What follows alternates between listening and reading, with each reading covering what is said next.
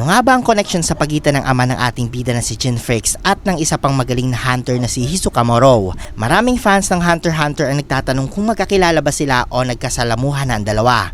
Kung matatandaan yung mga idol, hinanap ni Hisoka si Jin sa chairman election arc.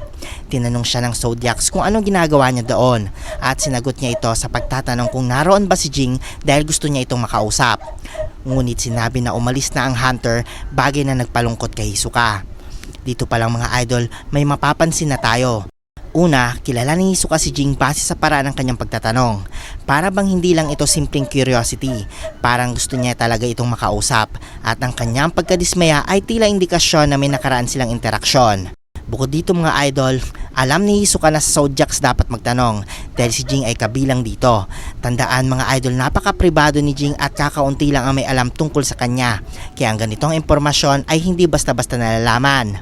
Isa pang mahalagang detalye, kasama si Jin sa listahan ng mga taong gusto ni Hisoka makalaban.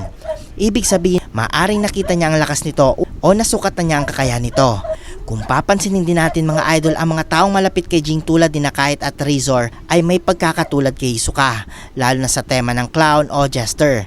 Si Kite ay may crazy slots, si Razor ay may non-beast na parang jester at si Hisoka naman mismo ay parang isang payaso na gumagamit ng cards. Posibleng hindi ito nagkataon at maaaring may connection kay Jin.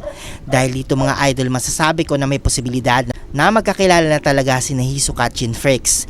Maaaring naging magkaibigan sila, nagkasama sa paglalakbay o baka naging magkalaban pa nga noon.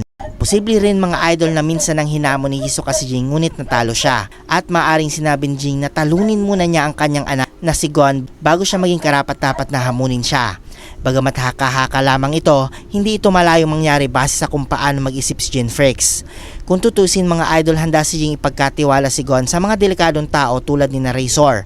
Kaya hindi rin malabong isipin na ipinagkatiwala rin niya si Gon kay Hisoka, lalo na kung may tiwala siya rito. Maaring ito rin ang dahilan kung bakit naging hunter si Hisoka dahil alam niyang papasok sa mundong ito si Gon.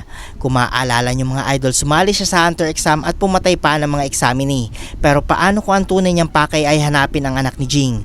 Sa 287 hunter exam, dito niya nakita si Gon at nang atakihin siya ng bata, hindi siya nagalit bagkus naging interesado pa siya dito.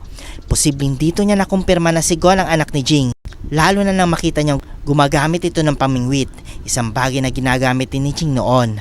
Mula noon naging kakaiba ang interes ni Hisoka kay Gon. Tinulungan niya ito sa maraming pagkakataon, sa Hunter Exam, sa Heaven's Arena at kahit sa laban niya kay Razor. Kahit wala siyang kapalit, patuloy niyang tinutulungan at pinoprotektahan si Gon. Ilang beses ninyang iniligtas ang buhay nito kahit pa sa mga sitwasyong wala siyang mapapala. At higit sa lahat mga idol, nagpapakita siya ng emosyon kay Gon, isang bagay na bihira sa kanya. Kaya hindi ito simpleng interest lang sa isang malakas na kalaban, dahil kung iyon lang ang dahilan mga idol, marami siyang ibang mas malalakas na pwedeng labanan. Dahil dito mga idol, mas naging kapanipaniwala ang ideya na may kasunduan sina Jin at Hisoka. Posibleng bahagi si Hisoka ng plano ni Jin para palakasin si Gon.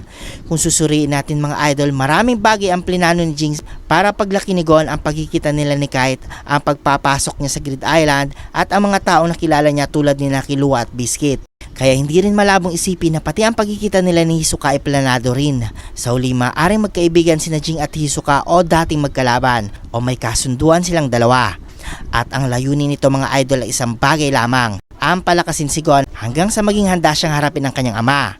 Ito ang aking teorya mga idol sa posibleng koneksyon ni Jin at Hisoka.